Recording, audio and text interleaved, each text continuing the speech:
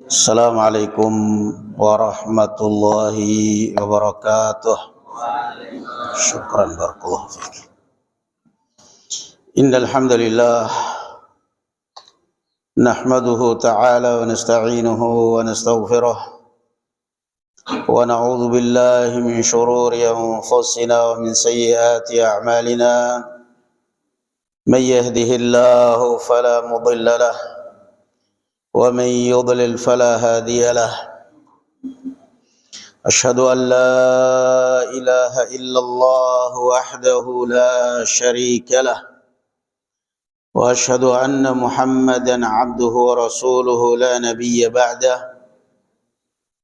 يا أيها الذين آمنوا اتقوا الله حق تقاته ولا تموتن إلا وأنتم مسلمون. يا أيها الناس اتقوا ربكم الذي خلقكم من نفس واحدة وخلق منها زوجها وبث منهما رجالا كثيرا ونساء واتقوا الله الذي تساءلون به والأرحام إن الله كان عليكم رقيبا. أما بعد. Alhamdulillah, puji dan syukur kita panjatkan kehadirat Allah subhanahu wa ta'ala. Salawat serta salam semoga tetap dilimpahkan kepada Nabi kita Muhammad sallallahu alaihi wa ala alihi wasallam, pada keluarga beliau dan para sahabatnya serta para pengikutnya ila yaumiddin. Kita masih dalam kita sudah menyelesaikan bab Al-Karam wal Jud dari kitab Riyadhus Shalihin. Kemudian juga bab Fadlu Al-Ghani Syakir, keutamaan orang yang kaya dan bersyukur kepada Allah.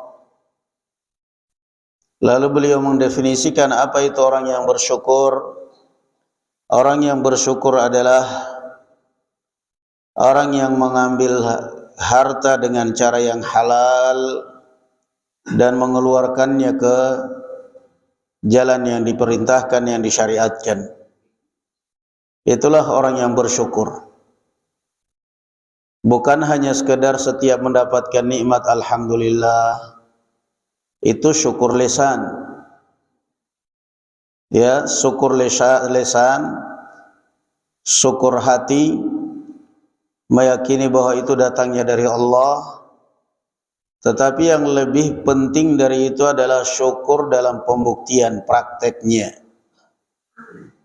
Ketika orang mendapatkan harta dari cara yang halal dengan cara yang halal, namun mengeluarkannya ke cara yang batil, yang dosa, itu bukan orang yang bersyukur. Karena sebagaimana wasiat Ali bin Abi Thalib radhiyallahu anhu, dunia ini tidak lepas dari dua. Kalau itu adalah halal yang kita kumpulkan, akan ada hisabnya di hadapan Allah subhanahu wa ta'ala. Kalau haram, akan ada azabnya. Salah satu dari dua. Halalnya ada hisabnya, haramnya ada azabnya. Tidak lepas dari dua itu. Sekarang kita masuk kepada bab Zikrul maut wa qasril amal.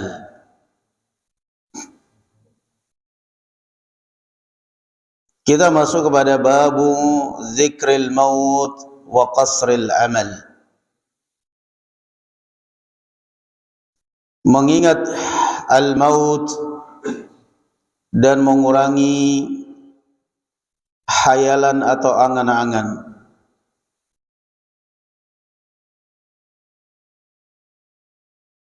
Orang akan baik, akan tenang kalau dia selalu mengingat kematian. Kenapa ada pejabat korupsi sampai miliaran, triliunan gak ada perasaan? Karena dia gak takut mati. Dia merasa dengan uang segitu dia akan hidup, tambah makmur, tambah jaya, panjang umur. Coba kalau dia berpikir barakallahu fikum mati. Makanya kenapa banyak pejabat-pejabat kita ini mengkhianati negara, mengkhianati rakyat, korupsi? Karena mereka nggak mikir mati, nggak takut mati sama sekali. Kalau mereka mikir mati, apa yang bakal kita bawa? Mereka akan berbuat sebaik-baiknya demi untuk negara dan demi untuk rakyatnya. Tetapi ketika orang tidak ada rasa takut pada maut, kepada kematian, lalu apa yang mau ngerem dia dari perbuatan dosa dan maksiat? Anda bisalah berbangga, Anda punya mobil Ferrari, Anda punya mobil ini, Anda punya apartemen, Anda punya macam-macamnya. Tapi pada saat Anda dipanggil malaikat, apa yang Anda bawa? Apa yang Anda bawa? Apa yang kita bawa menghadap Allah Subhanahu wa ta'ala? Qala Allah ta'ala, Allah Subhanahu wa ta'ala berfirman, kullu nafsin dha'iqatul maut wa innama tuwaffawna ujurakum yawmal qiyamah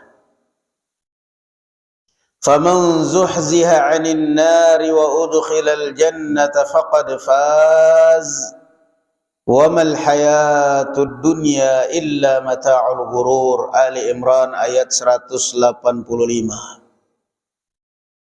Kullu nafsin, setiap makhluk yang bernyawa, dha'iqatul maut, pasti akan merasakan kematian.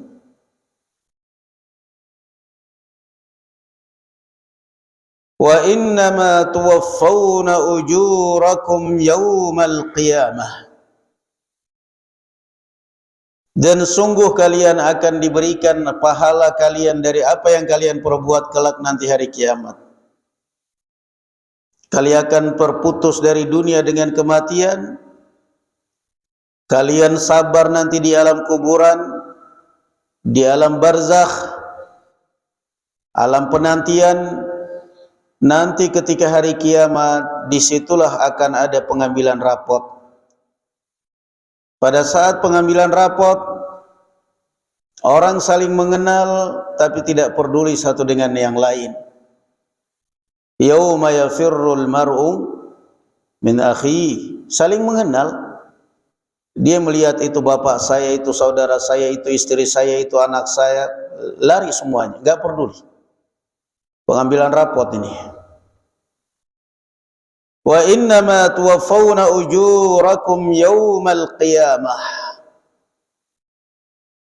Kalau sudah seperti ini, barakallahu fikum, kullu nafsin dha'iqatul maut, orang mengingat seperti ini, mengingat kematian, ini adalah miftah kulli khair, pintu segala kebaikan. Orang akan lembut hatinya, orang akan barakallahu fikum kurang tamaknya terhadap dunia, dan orang akan kurang fitnahnya terhadap orang. Karena apa sih yang saya pikir, apa yang pikirkan? Gencar banget menfitnah orang, lalu kalau kau mati apa yang kamu bawa? Kamu bawa di alam kubur apa yang kamu akan pertanggungjawabkan? Kamu akan pertanggungjawabkan amalanmu sendiri, bukan amalan orang lain. Faman zuhziha 'anil nari wa udkhilal jannah, lalu barang siapa yang selamat dari api neraka dan masuk surga. Karena belum tentu masuk surga itu selamat dari api neraka. Makanya Allah katakan, atau Rasul sallallahu alaihi wasallam selalu mengajarkan kepada kita, Allahumma inni as'alukal jannata wa a'udzubika minan nar. Apa enggak cukup kita berdoa kepada Allah cukup minta masuk surga? Enggak cukup. Karena orang masuk surga itu belum tentu tidak masuk neraka terlebih dahulu. Orang masuk surga itu ada beberapa kriteria. Ada orang yang masuk surga tanpa hisab, tanpa azab. Mereka langsung masuk surga tanpa ada hisab, tanpa ada azab, tanpa ada hitungan amal. Ada orang yang masuk surga setelah melewati siratal mustaqim, melewatinya secepat kilat, melewatinya secepat burung terbang. Ada yang melewatinya sambil merangkak, ada yang melewatinya terkadang bergelantungan di siratal mustaqim, masuk surga setelah itu. Tergantung amalnya masing-masing. Ada yang masuk surga setelah terpanggang hangus di dalam api neraka jahanam. Bisa jadi dia terpanggang masuk di dalam neraka jahanam karena dosa-dosanya, karena maksiatnya. Solatnya iya, rajin solat, Masya Allah, bahkan kadang-kadang ngimamin juga, hafalan suaranya bagus, tapi kerjanya di rumah ngeslot. Nanti giliran doa, ya Allah, mudah-mudahan beri aku kemenangan dalam ngeslotku ini, ya Allah. Doanya minta menang judi. Gimana itu coba? Salatnya iya, maksiatnya jalan. Bisa jadi dia masuk neraka jahanam kemudian karena mungkin disyafaati. Bisa jadi mungkin anaknya mensyafaati dia, temannya mensyafaati dia, keluarganya mensyafaati dia. Lalu kemudian dikeluarkan dari api neraka jahanam. Itulah yang disebut dengan syafaat. Makanya tidak cukup. Allah katakan, "Faman zuhziha 'anil nari wa udkhilal jannah." Maka kalau orang selamat dari api neraka dan masuk neraka, masuk surga, faqad faz, maka itulah orang-orang yang sukses. Sedangkan sukses dunia ini Allah mengajarkan kita perbandingan. Kamu selamat dari api neraka jahanam masuk surga, itulah sukses yang sesungguhnya. Sedangkan sukses di dunia, dikata Allah Azza wa Jalla, sukses di dunia, wa mal hayatud dunya illa mata'ul ghurur. Kehidupan dunia ini hanyalah fata morgana, keindahan yang menipu. Pesta, senang 1 hari 1 M korupsi. Sementara yang lain cari uang 1 hari 50.000 aja sampai keluar keringat kuning. Senang, tertawa, bahagia ini. Udah, wa mal hayatud dunya illa mata'ul ghurur. Sebentar lagi. Karena tidak ada kezaliman yang tidak akan pernah terbalaskan. Yang tidak ada kezaliman yang diabaikan oleh Allah Azza wa Jalla. Orang zalim itu hanya menunggu waktu. Wala yahsabannallaha ghafilan amma ya'malu dhalimun. Innama yuakhiruhum liyaumin taskhasu fihi al-absar. Jangan pernah kalian menyangka, mengira wahai orang-orang yang zalim bahwasanya Allah ketika tidak mengadab kalian berarti Allah lalai dari perbuatan kalian. Allah sedang mengulur waktu. Allah sedang mengulur waktu. Mau anda penguasa, mau anda siapa saja, kalau anda zalim, tunggu saatnya. Wa mal hayatud dunya illa mata'ul ghurur. Kehidupan dunia hanyalah keindahan yang penuh dengan tipuan. Ali bin Abi Thalib radhiyallahu anhu ketika ditanya tentang dunia, beliau menjawab, "Madza aqulu fiha?" atau fi darin awwaluha ana'un wa akhiruha fana. Beliau menjawab, apa yang mau saya katakan tentang tempat atau dunia? Awalnya capek, akhirnya hilang. Ya itulah mata'ul ghurur. Awalnya capek, kita mengumpulkannya dari sana sini, kita menjaganya, kita menginvestasikannya, mengembangkannya. Habis itu dia meninggalkan kita atau kita meninggalkan dia. Itulah dunia. Awaluha ana'un wa akhiruha fana. Maka orang yang terbaik di dunia ini, barakallahu fikum, adalah orang yang tidak tertipu dengan dunia, yang menjadikan dunia hanyalah sebagai tempat untuk bercocok tanam menuju akhirat dia. Kita nggak mungkin meninggalkan dunia. Kita ini hidup di dunia. Kita sekarang sedang berbicara orang yang sibuk dengan dunia, lupa dengan akhiratnya. Masih mending sibuk dengan dunia, dunianya dapat. Heran saya. Masih mending sibuk dengan dunia, dunianya dapat. Artinya berarti dia sempat menikmati kehidupan. Ini sudah sibuk dengan dunia. Mohon maaf sampai nggak sempat tidur dengan keluarga, tidurnya di stasiun, di alun-alun, di trotoar. Pulang ketemu keluarga ke bumi Jawa atau keluar kota Tegal sana sekali sepekan atau sekali 2 pekan sekali. Hanya bawa uang kadang-kadang tinggal 150. Bawa tangisan air mata, anak istri menunggu di rumah. Pulang-pulang bawa uang 200, 300. Cuman dapatnya segini mah. Selama saya bawa, saya narik, saya kerja di Tegal segini, cuman 200 sisanya. Padahal 200 itu bukan karena apa-apa, cuman karena begitulah orang, Masya Allah. Ya, sudah ngejar dunia nggak dapat duit 10.000, cari warung yang kecil-kecil apa, ngeslot 10.000, pasang nomor, togel. 10.000 pasang togel. Ya Allah Pak, sempat-sempatnya hidupmu aja sudah susah Pak.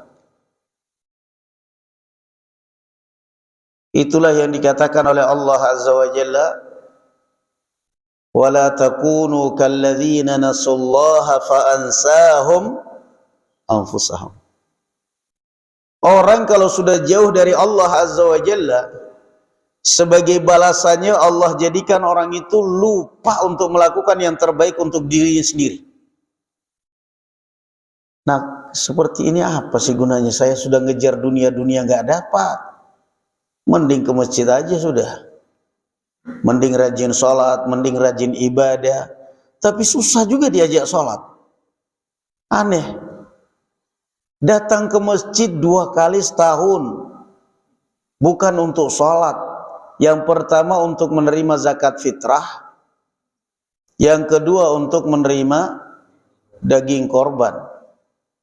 Masuk masjid sekali seumur hidup, langsung depan imam pinginnya disolatin. Sekali masuk masjid langsung depan imam, begitu keluar dari masjid satu masjid jengkel mangkel, nggak usah dibawa pulang ke rumah, langsung kubur aja itu manusia satu itu. Nggak pernah masuk masjid. Masya Allah. Kadang-kadang kalau kita fikir, wa mal hayatud dunya illa mata'ul ghurur. Kalau orang yang mengejar dunia lalu dia dapat dunia, dia nggak ibadah, berarti kan masih mending lah nikmat hidupnya. Lah ini sudah sibuk dunia nggak dapat juga. Astaghfirullahaladzim. Fa'ansahum anfusahum. Wa qala ta'ala, wa ma tadri nafsun madza taksibu ghadan wa ma tadri nafsun bi ayyi ardin tamut. Luqman ayat 34. Kita baca ayat-ayat seperti ini saat kita sendirian di tengah malam, saat bangun sholat malam, Masya Allah. Wa ma tadri nafsun madza taksibu ghadan.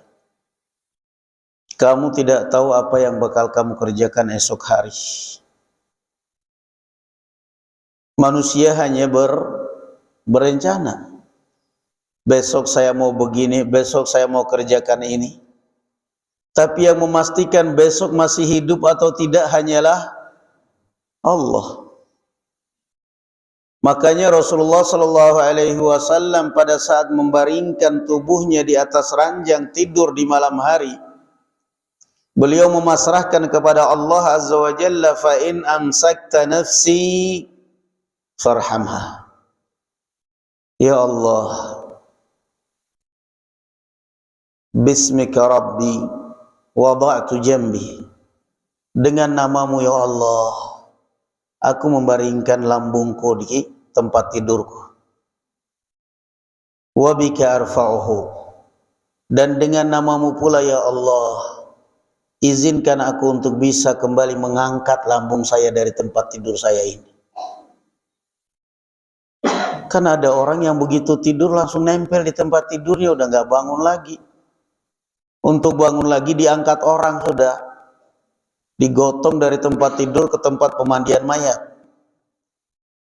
Maka Rasul SAW perhatikan, ketika beliau membaringkan badannya di tempat tidur, bismika rabbi wada'tu jambi, dengan menyebut namamu ya Allah, aku baringkan lambungku ini di atas tempat tidurku. Wa bika arfa'uhu, dan dengan namamu pula ya Allah, dengan kebesaran namamu pula ya Allah, izinkanlah aku untuk bisa kembali mengangkat lambungku ini dari tempat tidurku. Tidak perlu dibopong orang, tidak perlu dibangunkan orang. Na'udzubillah, ada orang yang tidur kadang-kadang sudah gak bisa bangun, ada orang tidur bangun sudah kena stroke, ada orang tidur Masya Allah. Wa bika arfa'uhu, dengan keagungan dan kebesaran namamu pula ya Allah, izinkan aku untuk bisa kembali mengangkat lambungku ini dalam keadaan sehat walafiat. Fa in ansakta nafsi, kalau memang tidurku ini adalah, di dalam tidurku ini engkau akan menahan rohku selama-lamanya ya Allah, farhamha, rahmati aku ya Allah. Kalau memang ini tidur terakhir, pembaringan terakhir saya di dunia ya Allah, dan engkau menahan arwah saya, menahan roh saya, maka rahmatilah ya Allah. Wa in arsaltaha fahfadha kama tahfadhu bihi ibadakas salihin. Namun kalau engkau kembali melepaskan rohku yang engkau tahan selama aku tidur, kalau engkau mengembalikan kembali roh saya itu, sehingga saya masih bisa hidup esok harinya dengan segar dan bergas, maka lindungi aku ya Allah dari segala mara bahaya, segala penyakit, segala musibah, sebagaimana engkau melindungi hamba-hambamu yang saleh. Berpasrah kepada Allah Subhanahu wa ta'ala, minta perlindungan selalu. Kalau memang tidurku ini engkau tahan nyawaku ya Allah, engkau cabut nyawaku, rahmati dia. Kalau engkau masih mengembalikannya, masih melepaskannya kepada saya kembali ya Allah, jaga saya. Wa ma tadri nafsun madza taksibu ghadan. Kita ini enggak tahu, makanya enggak boleh kita mengatakan kata Allah Azza wa Jalla, wala taqulanna li syai'in inni fa'ilun dzalika ghadan illa an yasha Allah. Jangan sekali-kali Anda mengatakan besok saya akan begini, saya akan begini, saya akan begitu, tanpa ada insya Allah. Karena kita nggak tahu. Saya undang Anda besok, tolong hadir. Saya hadir, insya Allah. Kata orang yang undang, jangan pakai insya Allah. Bilang hadir, insya Allah. Tidak boleh pakai insya Allah, pokoknya hadir, insya Allah. Karena orang faham jahil agama sehingga terkesan kalau insya Allah itu berarti seakan nggak akan hadir, sehingga nggak boleh pakai insya Allah. Ya nggak boleh dong. Kalau saya bilang saya akan hadir, kemudian saya tidak hadir besok, berarti saya bohong dan juga mendahului takdir. Tapi kalau saya mengatakan insya Allah saya hadir, lalu kemudian saya nggak hadir, ada uzur, ya saya nggak bohong. Kenapa? Saya kan janji sama kamu, kalau Allah menghendaki saya hadir. Kalau saya nggak hadir berarti Allah belum berkehendak, kan ada syarat. Kan ada syarat di situ.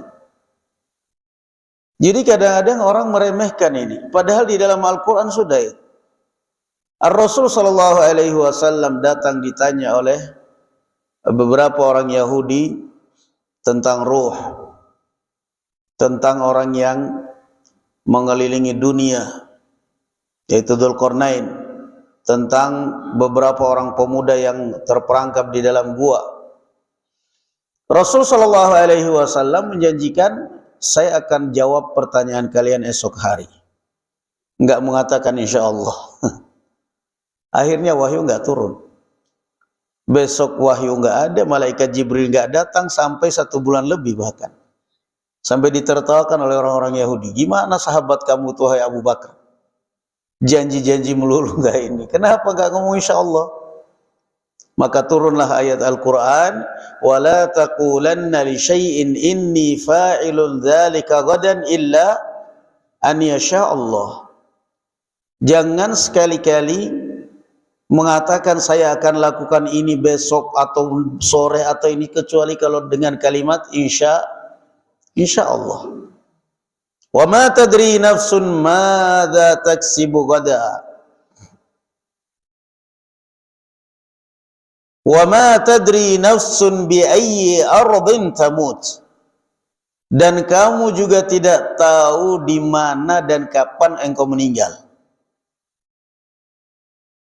Orang enggak tahu di mana mau meninggal, kapan meninggal, wallahu a'lam. Rasulullah sallallahu alaihi wa alihi wasallam mengatakan, "Idza aradallahu qabda 'abdin bi ardin ja'ala lahu ilaiha hajah."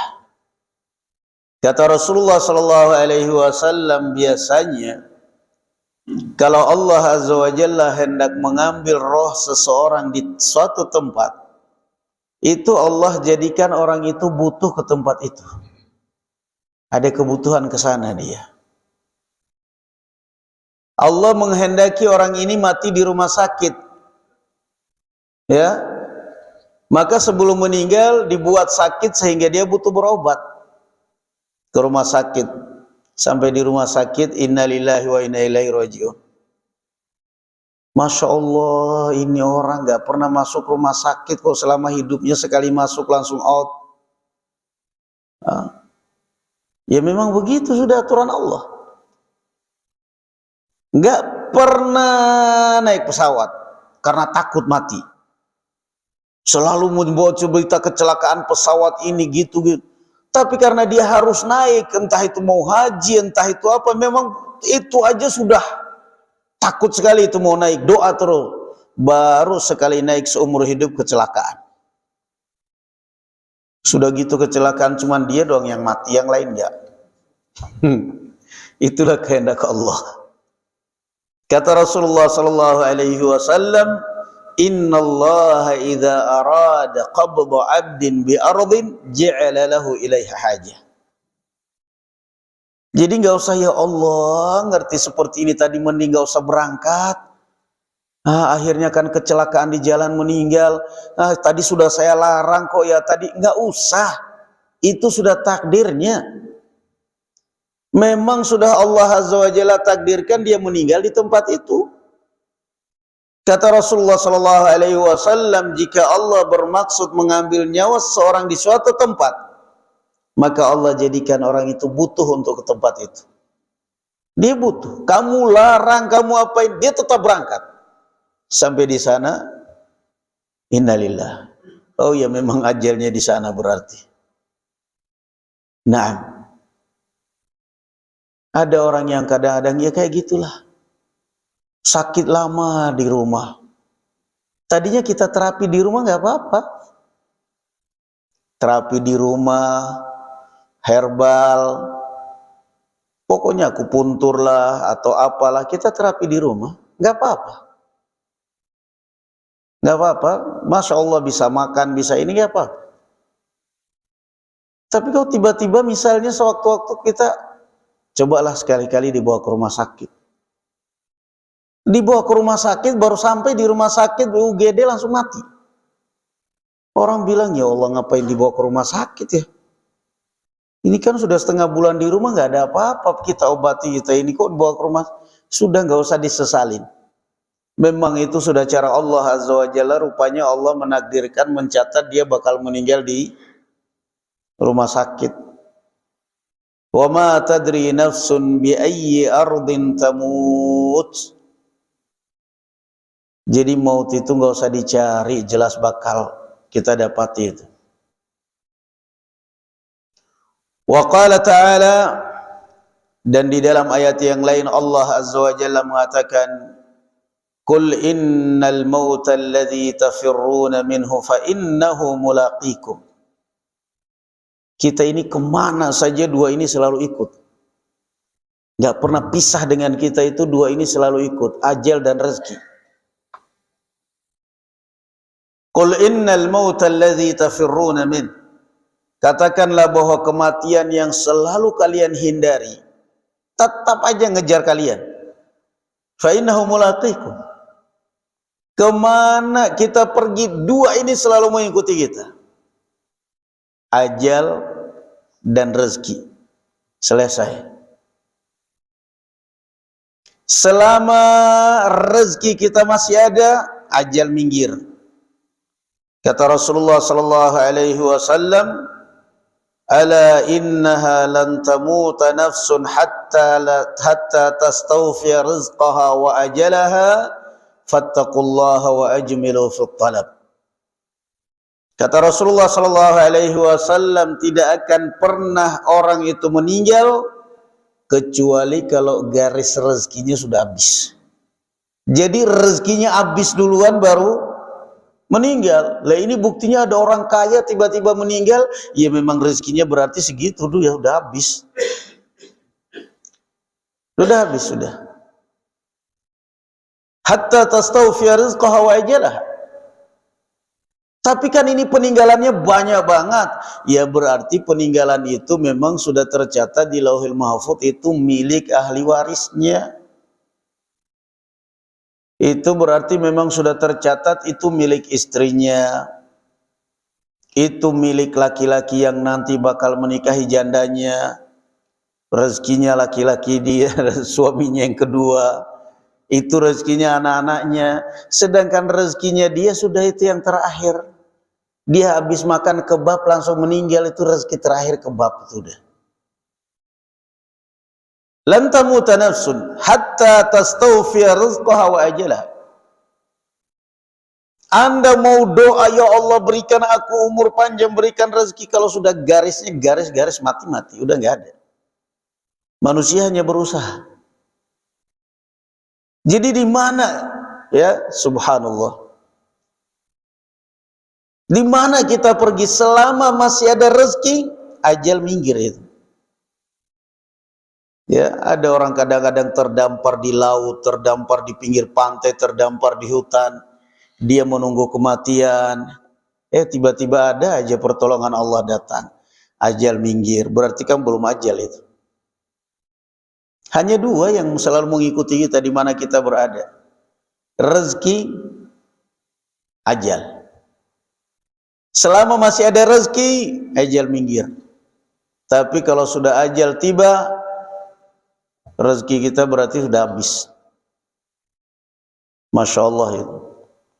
Makanya ada satu kisah, Rasulullah Shallallahu Alaihi Wasallam bercerita tentang kisah ahli ibadah Bani Israel.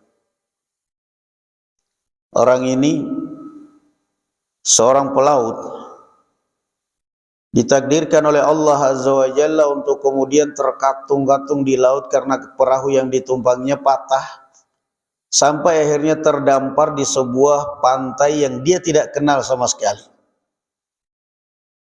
Dia tidak mungkin kembali ke keluarganya karena dia nggak tahu di mana keluarga saya dan dengan cara apa saya harus menyeberang kembali ke keluarga saya. Saya berada di tempat mana saya nggak tahu.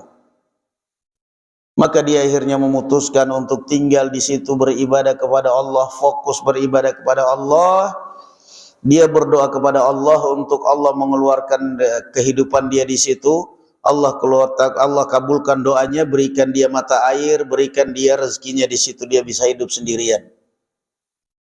Dia memohon kepada Allah Azza wa Jalla supaya meninggal dalam keadaan sujud. Allah kabulkan. Maka dia di situ fokus ibadah kepada Allah siang dan malam sampai akhirnya Allah memanggil dia meninggal. Tatkala dia meninggal, Allah Azza wa Jalla mengatakan, udkhulul jannata birahmati. Masuklah ke surga dengan rahmatku, kata Allah. Orang ini berkata, Rabbi amali.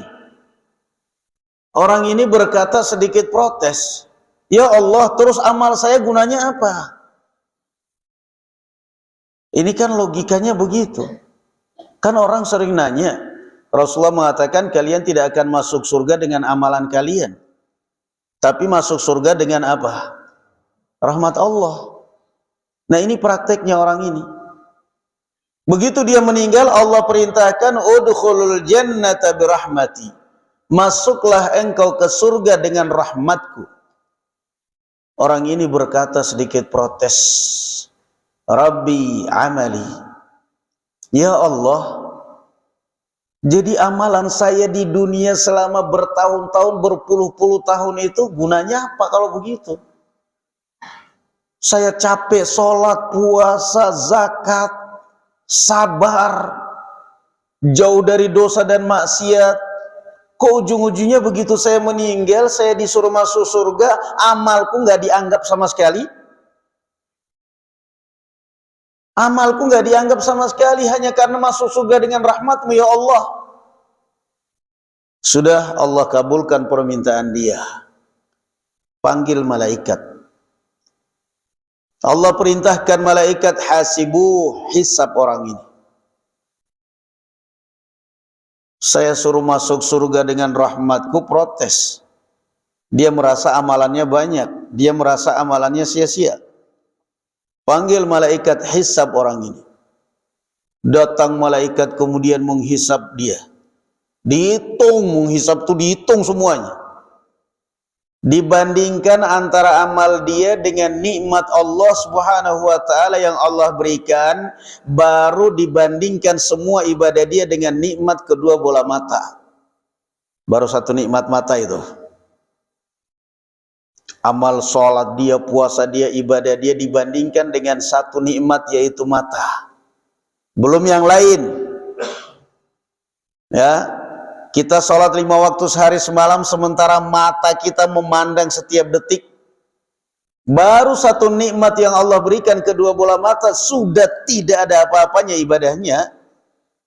Maka Allah katakan, udkhulin nar. Sekarang masuk neraka. Sosokan minta dihitung amalannya. Dihitung amalannya, begitu dihitung baru nikmat mata aja sudah nggak ada apa-apanya. Allah mengatakan wa in ta'uddu ni'matallahi la tuhsuha. Kalau kamu hitung nikmat Allah Azza wa Jalla pada diri kalian saja nggak bakal kalian bisa hitung. Maka orang ini mengatakan, Allah panggil malaikat, coba hitung amalan orang ini. Dihitung sholatnya, puasanya, sedekahnya, bandingkan dengan nikmat yang saya berikan, satu saja dulu, mata. Begitu dihitung ternyata nikmatnya mata dengan ibadah dia, gak ada apa-apanya ibadah dia. Maka Allah katakan sekarang kamu masuk neraka. Maka dia pun mengatakan, Rabbi adkhilnil jannata birahmatik. Ya Allah, sekarang masukkan saya ke surga dengan rahmatmu ya Allah. Ternyata kalau saya mengandalkan amalan saya ini nggak ada apa-apanya. Ternyata kalau kita hanya berpatokan pada amalan kita, pada salat kita, nggak ada apa-apanya dibandingkan dengan nikmat Allah Subhanahu wa taala yang Allah berikan kepada kita. Masya Allah. Logikanya di dalam rumah istri mengungkit, saya capek masak, saya masak ini, tangan saya capek semuanya. Biasa kan? Laki-laki kan capek, malas mau balas seperti itu, tapi laki-laki batin. Masak sih masak, tapi belanja dari mana, Bu? Kan duit dari saya. Tapi kan laki-laki batin. Nanti gerundelnya ngambil motor baru ngobrol sendiri di motor kalau nggak di mobil. Daripada ribut. Ya itu beli kosmetik duitnya dari mana? Kan saya yang kerja. Kamu mukanya glowing, saya hitam. Karena saya kerja di luar, dapat duit, kamu yang saya kasih duluan. Tapi kan laki-laki nggak mau ribut. Udah, logikanya kan begitu. Maka akhirnya kata Allah, sekarang kamu masuk neraka. Enggak, saya enggak masuk ya Allah. Sekarang masukkan saya di surga dengan rahmat-Mu ya Allah. Itu logikanya. Amalan yang kita perbuat ini dibandingkan dengan nikmat yang Allah berikan kepada kita, enggak ada apa-apanya. Enggak ada apa-apanya. Makanya Allah mengatakan, Rasul sallallahu alaihi wasallam mengatakan, lan yadkhula ahadukumul jannata bi'amalihi. Anda tidak akan pernah masuk surga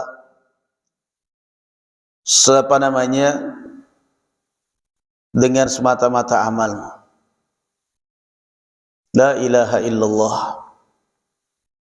Ini ayat yang kedua. Wa ma tadri nafsun madza taksibu ghadan.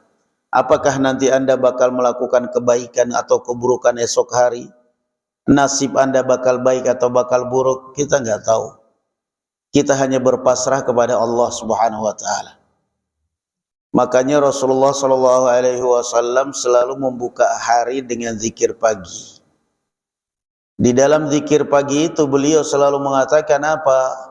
Allahumma inni as'aluka khaira ma fi hadzal yaum wa khaira ma ba'dah.